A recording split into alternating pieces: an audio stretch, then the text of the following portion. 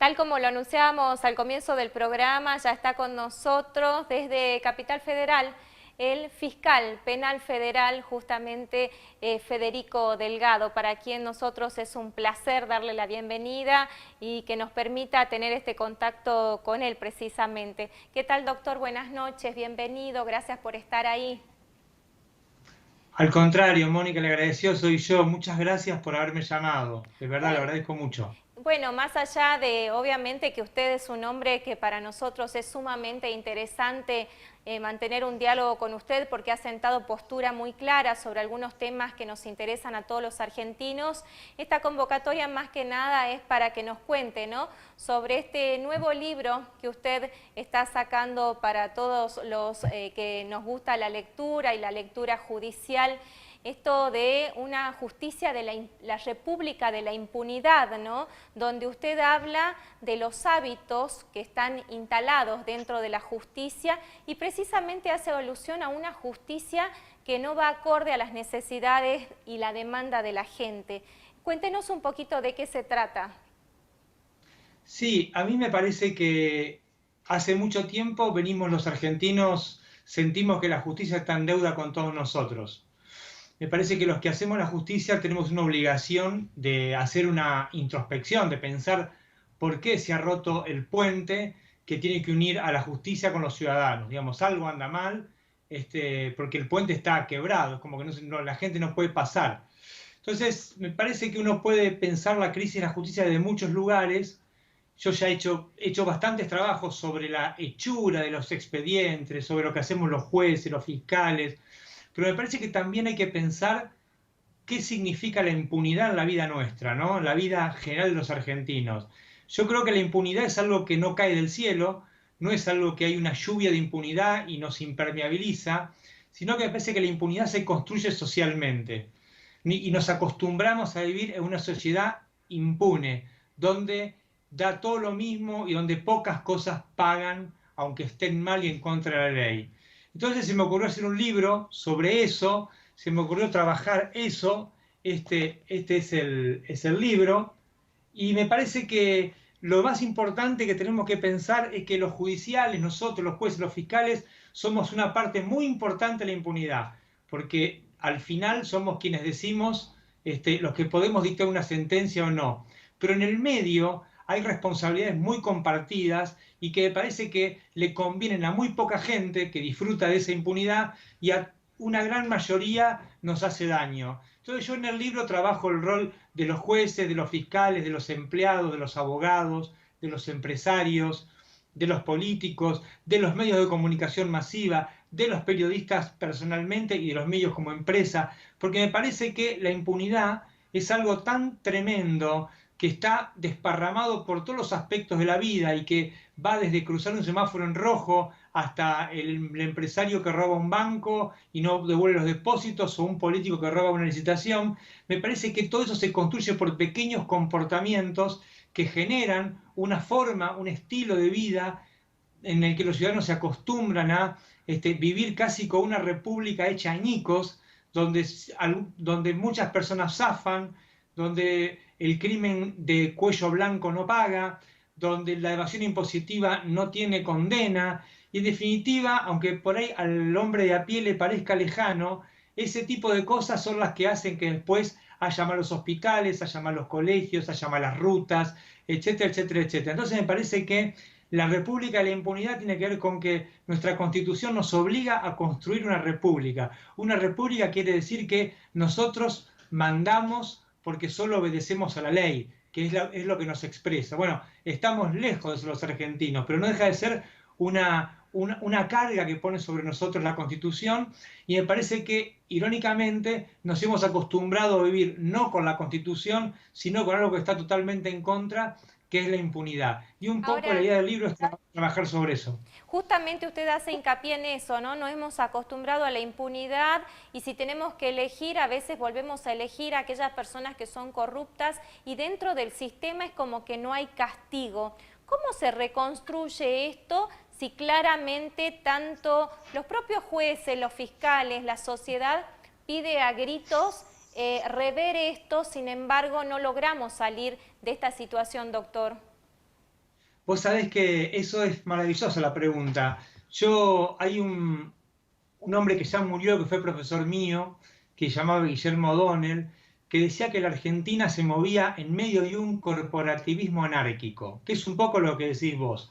Hay grupos de personas que siempre están rotando en los gobiernos, en los poderes, que son siempre los mismos o que representan los mismos intereses y que de golpe van rotando y el resto de la gran mayoría de los argentinos es como que lo mira desde afuera, a veces lo sufre y en algún momento de expansión económica lo disfruta un poquito porque puede cambiar el auto, puede hacer un viaje, pero en líneas generales las grandes mayorías no pueden desarrollar sus proyectos de vida. Bueno, ¿eso cómo se arregla? Eso se arregla, me parece, yo no, obviamente no tengo el manual, pero mi sospecha es que el primer paso para arreglar eso es, como todo problema, es reconocerlo y es los ciudadanos recuperar la potencialidad que tiene ser ciudadano. Porque ser ciudadano también es un trabajo, y es hacerse cargo, y es intervenir cada uno de nosotros desde el lugar más pequeño, desde la acción que parezca más inocua, porque el conjunto de acciones son las que definen los contornos de una sociedad.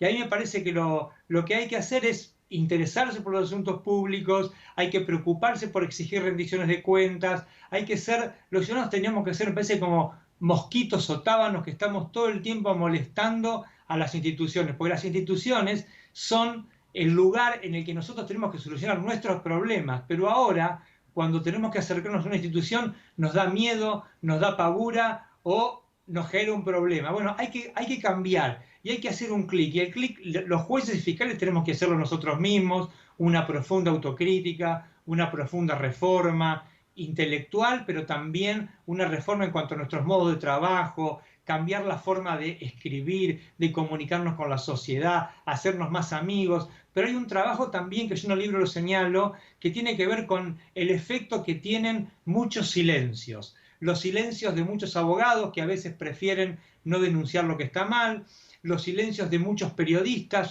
que eligen una zona de confort y no silenciar y no denunciar lo que está mal, los silencios de muchos empresarios que a veces elegir el camino de un acto ilícito para no meterse con un sistema que parece muy complejo, porque en esas pequeñas acciones, que son pequeñas renuncias, lo que hacemos es renovar todo lo que nos molesta. Y a mí me parece que el problema más grande que tenemos los argentinos, y con esto cierro la respuesta, es que nos acostumbramos a vivir mal. Y por ahí el primer paso para salir de todo esto es sacudirnos un poco la modorra y empezar a pensar que tenemos la chance de vivir bien y que hay un poco de eso que lo tenemos que hacer nosotros. Hay decisiones que tenemos que tomar nosotros. Y una de ellas es elegir el camino de la ley. Doctor, justamente usted habló de reforma, ¿no? Y el presidente de la Nación está enviando al Congreso la reforma de lo que sería la justicia, en alusión a la justicia federal. Y una de las cuestiones que se plantea es la puesta en marcha del sistema acusatorio, sistema que en Salta ya funciona, donde los fiscales tienen un rol preponderante. ¿Qué opinión tiene al respecto sobre esta reforma? ¿Es una reforma política o realmente es una reforma que viene a darle una vuelta de rosca a la justicia federal en todas las causas que hemos visto en los últimos tiempos y obviamente que no a muchos son de nuestro agrado de cómo procede la justicia? Mira, Mónica, a mí me parece que la reforma aún no conocemos bien los detalles, ¿no? Lo único concreto que tenemos, más allá de las versiones, tiene que ver con los dos discursos del presidente, el 10 de diciembre del 2019 y el 1 de marzo del 2020 ante el Congreso, ¿no? A mí me parece que en ese caso ningún argentino de bien puede estar en desacuerdo con lo que dijo el presidente, ¿no? Una justicia autónoma, recta, que sea creíble. Estamos todos de acuerdo en eso. Ahora nos falta ver cómo van a ser los proyectos de reforma y ahí se abre el espacio para hacer las críticas concretas. Ahora, en cuanto al fondo de tu pregunta, que es qué creo yo sobre la reforma en sí misma, a mí me parece que más allá de la opinión que tengan los dirigentes políticos, que tenga el presidente, en este momento actual, la reforma de la justicia es un imperativo que va a ocurrir porque lo exigen los hechos. Y te lo explico en 3 palabras por qué.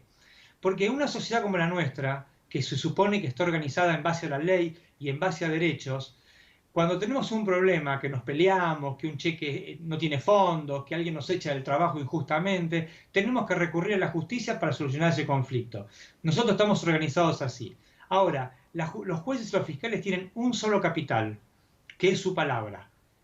Así como el banquero es la confianza en que no se va a robar la plata, su gran capital, el capital de los jueces y los fiscales es la palabra. Y lamentablemente, pese a que hay muchos buenos jueces, muchos buenos fiscales y mucha buena gente en la justicia, la palabra del sistema judicial en su conjunto está sospechada, desde la Corte Suprema para abajo. Entonces no podemos vivir en una sociedad en la que quienes tienen que solucionar los conflictos para que no nos agarremos a trompadas no son creíbles. Entonces me parece que la reforma la imponen los hechos. Yo creo que en esa clave, yo intuyo que el discurso del presidente tiene que ver con esa clave, ¿no? Con ese diagnóstico, que la justicia como está no le sirve ni siquiera a los que se benefician con la impunidad. Ahora, mi opinión personal es que además de sancionar leyes como el código que está funcionando en Salta, que me parece una herramienta muy interesante, hay que acompañarla de un montón de transformaciones que son las que planteo en el libro, algunas culturales, que son las más difíciles de cambiar, porque no hay nada más difícil que cambiar los hábitos de las personas, y que tiene que ver con cambiar la mentalidad de los jueces, de los fiscales, de los empleados, pero también de los abogados, y que tiene que ver con comprender que la justicia es un lugar donde se presta un servicio público. La justicia no es para construir glamour, no es para tener un trabajo cómodo o bien pago, es un lugar donde la gente entra a trabajar porque tomó la decisión en algún momento de su vida de servir a los demás. Y hasta que no recuperemos la noción de servicio público y hagamos un clic en términos culturales, me parece que por más leyes que traigamos, por más nuevos modelos que traigamos, la solución no va a alcanzar solamente con cambiar esos modelos legales. Hay que hacer una profunda reforma en la ética pública, en la moral y en la educación de todos los operadores en su conjunto, ¿no? Que incluye también obviamente a los abogados, a los medios de comunicación, a todos los que de algún modo construimos lo que es la justicia. Ahora, doctor, indudablemente la pandemia nos cambió a todos y también cambió cómo funcionan las instituciones. ¿Usted cree que en este tiempo la justicia brindó el servicio público que debe brindar a los ciudadanos, al justiciable? Mirá, la justicia, al menos en la capital federal, que es lo que yo puedo hablar, tuvo un comportamiento muy dispar. Porque no hubo, digamos, todo el mundo con la pandemia, lógicamente, cuando está en juego la vida de las personas, tomó la decisión de parar.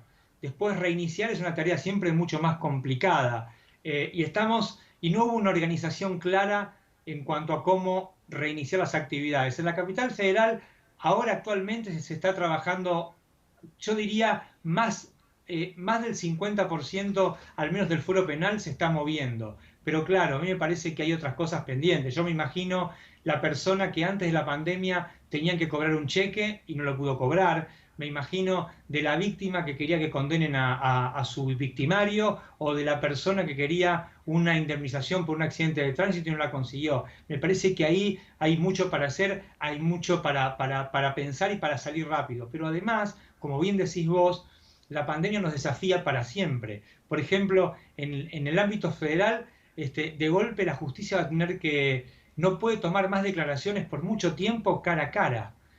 Por mucho tiempo los abogados no van a poder ir más a los juzgados o a la fiscalía a ver los expedientes en papel. Va a haber que hacer una transformación tecnológica muy importante, que va a ser muy estresante y que va a requerir del compromiso de toda la comunidad jurídica, porque por ejemplo nosotros simplemente en Comodoro Pi, para que tengas un dato, no tenemos Wi-Fi.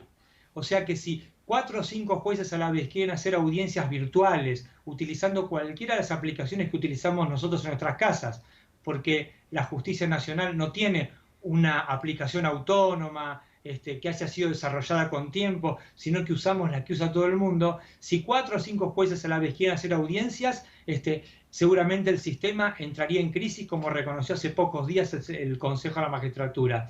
O sea que me parece que la tarea que se nos viene es mucho más pesada y mucho más densa que aquella que imaginábamos que ya era difícil en marzo, cuando Alberto Fernández dio su primer mensaje como presidente de la Asamblea Legislativa. Creo que ahora a los problemas que teníamos de credibilidad, de temporalidad, de impunidad, de doble vara y todas las cosas que venimos discutiendo hace mucho tiempo, le tenemos que sumar los problemas derivados de la pandemia que nos van a obligar a cambiar nuestros hábitos de trabajo.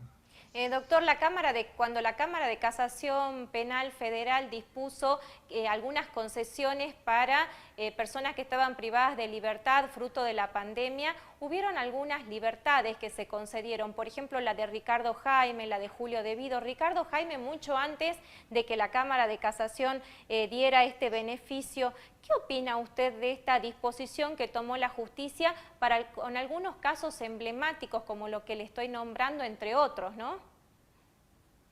Mirá, ahí tenés un problema que yo lo trabajo bastante en este libro, República de la Impunidad. La justicia argentina tarda mucho, demasiado en hacer un proceso, no solo penal. Un juicio laboral, todos tenemos a un amigo que perdió el trabajo en estos años de manera injusta y que hizo un juicio. Todos conocemos a alguien que tenía un departamentito, lo tenía alquilado, el inquilino dejó de pagar, se enojó y no se lo devolvió. Y todos sabemos que esos juicios pueden tardar 2, 5, 7, 10, 12 años. Con los juicios penales pasa exactamente lo mismo. Se prolongan demasiado en el tiempo. Entonces la justicia, lo que voy a decir parece un juego de palabras, pero no lo es. La justicia somete a las personas a procesos, pero no las enjuicia. Esto quiere decir que las tiene mucho tiempo procesadas, mucho tiempo en prisión preventiva y se agotan los plazos procesales. Y después con los detenidos algo hay que hacer. Entonces se genera una suerte de cuello de botella donde las cárceles están llenas de personas que sufren la prisión preventiva como una pena anticipada, pero que nunca son enjuiciadas. Cuando ese cóctel de problemas le metemos encima el condimento de la pandemia, que puede hacer que si el virus entra a una cárcel se muera mucha gente, y el lenguaje del Estado es el lenguaje de la vida, no el de la muerte, y las personas que están privadas de su libertad no pueden morirse porque el Estado las tiene encerradas sin juzgarlas, eso está mal. Bueno, se generan estas situaciones tan estresantes para el sistema judicial que de golpe tuvo que salir a resolver situaciones que debió haber resuelto hace mucho tiempo, con menos costo, y que si se hubiesen respetado los plazos del procedimiento, no tendríamos que estar discutiendo si algunos violadores seriales recuperaron la libertad, si algunos condenados por corrupción se fueron a la casa. Me parece que no es posible pensar las decisiones que vos señalás solamente por la personalidad del ocasional imputado, porque está lleno de esas decisiones. El problema es que la justicia no hace juicios en tiempos razonables. Somete a proceso, los juicios duran mucho tiempo, pero nunca sabemos si el acusado es culpable o inocente. Nunca sabemos si hay sentencia absolutoria o condenatoria. Y me parece que ese movimiento es el que explica todas estas cosas que las podemos ver como fotografías, pero que si la vemos como una gran película, tienen un sentido que vemos que lamentablemente se repiten en el tiempo. Y si tuviéramos un sistema con cárceles sanas y limpias, ni siquiera hubiera sido necesaria esta medida, doctor. Tendría muchísimas preguntas para hacerle, pero quisiera terminar con algo, ¿no? Por ahí sobrevuela de que la justicia solo es para los pobres. Bueno, eso me parece que más que sobrevuela, Mónica, es un hecho. Lamentablemente es un hecho. Yo en mi libro lo trabajo. Basta que cualquier persona que no me quiera creer a mí, no hace falta que me crea, pero que vaya a una cárcel y mire cómo es la población. La cárcel está llena de personas pobres. No estoy defendiendo nada. El que cometió un delito tiene que pagarlo y, si es necesario, cumplir condena, si es declarado culpable. Pero nuestras cárceles están llenas de pobres y de personas muchas veces en situaciones de marginalidad, porque nuestra sociedad fabrica en muchos lugares marginalidad y pobreza. De hecho, la mitad de nuestros compatriotas están bajo la línea de pobreza. Y sin embargo, el crimen de cuello blanco, las grandes defraudaciones impositivas, el lavado de dinero, los grandes casos de narcotráfico, la corrupción política no pagan. Por eso mi libro se llama República de la Impunidad, porque la población carcelaria es lo que mejor indica y lo que mejor revela que nosotros vivimos en un sistema que fabrica marginalidad, fabrica pobreza y que muchas veces resuelve eso encerrando a los que sobran, y esa misma justicia aplica otro tipo de requerimientos probatorios cuando tiene que sancionar a los que verdaderamente cometen delitos mucho más graves. Doctor Federico Delgado, ¿cuál es la causa que le quita el sueño por estos días dentro de su fiscalía? No, a mí en realidad no es que me quiten el sueño, pero estamos por suerte cerrando lo que nos tocó a nosotros del capítulo argentino de Odebrecht. Estamos terminando la acusación, tuvimos dos causas grandes de Odebrecht, una ya la elevamos a juicio oral y estamos terminando de confeccionar lo que es la elevación de la última causa que nos queda, que tiene que ver con una defraudación a AISA, que es la empresa de agua. Bueno, de Que esto por la también tenemos construcción una muestra, ¿no? De que los empresarios que estuvieron involucrados, muchos gozan de la libertad condicional en sus casas. Absolutamente. Nosotros tenemos, si Dios quiere, en estos días estamos generando las condiciones para que la Argentina haga un gran juicio oral y en un juicio oral todos podamos ver de verdad si efectivamente esos hechos se cometieron, donde hay empresarios, hay exfuncionarios, hay empresarios extranjeros, hay hechos que son grandes, de mucho dinero en juego, delitos muy complejos, que me parece que los argentinos nos merecemos poder ver un juicio oral en el que los 3 magistrados que les toque resolver eso nos convenzan de que su solución, nos guste o no nos guste, es creíble y la aceptemos como tal, porque es el único camino que tenemos para salir de la impunidad.